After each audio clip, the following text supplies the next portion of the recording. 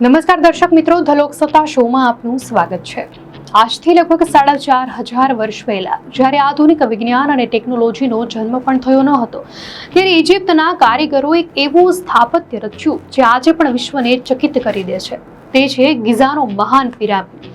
ઇજિપ્તના ચોથા વંશના શાસક ફારૂન ખુફુના મકબરા તરીકે બંધાયેલા પિરામિડ, જે 480 ફૂટની પ્રારંભિક ઊંચાઈ ધરાવતો હતો, તે 3,800 વર્ષથી વધુ સમય સુધી વિશ્વનું સૌથી ઊંચું માનવસર્જિત માળખું રહ્યું। આ પિરામિડમાં લગભગ 23 લાખ પથ્થરના બ્લોકનો ઉપયોગ થયો હોવાનો અંદાજ છે, જેમાંથી દરેકનું વજન 2.5 ટનથી લઈને 15 ટન સુધી અથવા તો કેટલાક કિસ્સાઓમાં 45,000 કિલો જેટલું પણ હોવાનું માનવામાં આવે છે।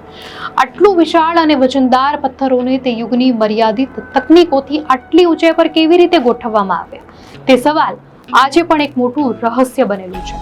પ્રાચીન ઇજિપ્તવાસીઓ મૃત્યુ પછીના જીવનમાં અતૂટ વિશ્વાસ ધરાવતા હતા। નેશનલ જિયોગ્રાફીના મતે ફારૂન ખુફુએ દેવતા બનવાની અને પોતાના શાસનને આવતા જીવનમાં પણ જાળવી રાખવાની આશામાં આ ભવ્ય બાંધકામ કરાવ્યું હતું। પિરામિડ માત્ર એક કબર નહોતી, પરંતુ તે મૃત ફારૂનના આત્માને સ્વર્ગમાં ચડવા માટેની એક સીડી હતી। એટલા માટે રાજાની જરૂરિયાત મુજબના તમામ કિંમતી સામાન, જેમ કે સોનાનો મુખવટો, ખોરાક, શસ્ત્રો અને દૈનિક ઉપયોગની વસ્તુઓ અહીં તાબૂત સાથે મૂકવામાં આવતા, જેથી તે પરલોકના પ્રવાસમાં તેનો ઉપયોગ કરી શકે। જો કે આ કિંમતી ખજાનાના કારણે લૂંટારાઓનો ખતરો રહેતો, જેનાથી બચવા માટે પિરામિડની અંદર જટિલ ચેમ્બર, સુરંગો અને ગુપ્ત માર્ગો બનાવવામાં આવ્યા હતા, જે તેના સ્થાપત્યને વધુ રહસ્યમય બનાવે છે। સ્કેન પિરામિડ પ્રોજેક્ટ હેઠળ વૈજ્ઞાનિકોએ રેડિયોગ્રાફી જેવી આધુનિક તકનીકોનો ઉપયોગ કરીને મુખ્ય પ્રવેશદ્વાર પાસે 31 ફૂટ લાંબો છુપાયેલો કોરિડોર પણ શોધી કાઢ્યો હતો, જે કદાચ પિરામિડના વજનને વહેંચવા માટે બનાવવામાં આવ્યો હતો। આ શોધ પિરામિડના આંતરિક રહસ્યો ખોલવાની દિશામાં એક નવું પગલું છે। પિરામિડ કોણે બનાવ્યા?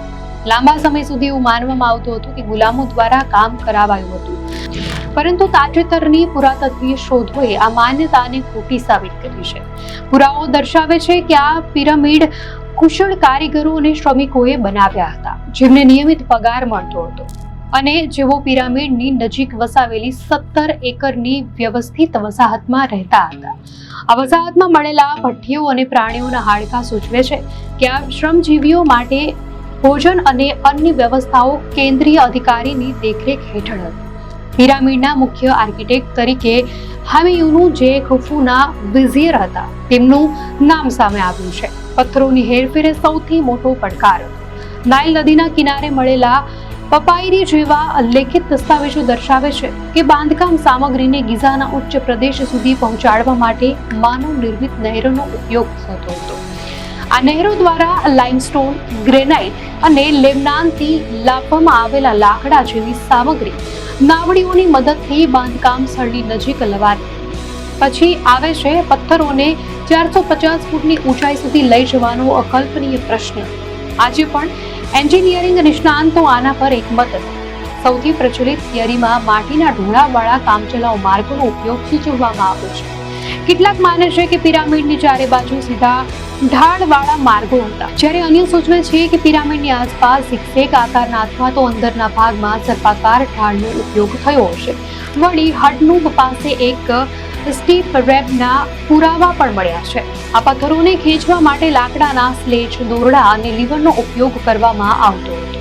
એક સિદ્ધાંત અનુસાર રેતીને ભીની કરવાથી ઘર્ષણ ઓછું થાય છે, જે સ્લેજને ખેંચવાનું સરળ બનાવે છે। આ તકનીકનો પણ ઉપયોગ થયો હોવાની સંભાવના રહેલી છે। જોકે પિરામિડના રહસ્યો હજુ પણ સંપૂર્ણપણે ખુલ્યા નથી। તાંબાના નરમ ઓજારોથી ગ્રેનાઇટ જેવા અત્યંત સખત પથ્થરો કેવી રીતે કાપવામાં આવ્યા, તે હજી પણ એક સવાલ છે।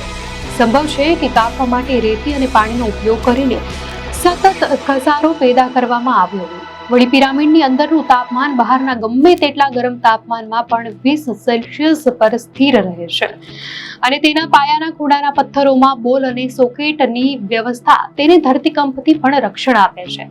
આ પ્રાચીન ઇજિપ્તના કારીગરોની અદ્ભુત એન્જિનિયરિંગ કૌશલ્યનો પુરાવો છે।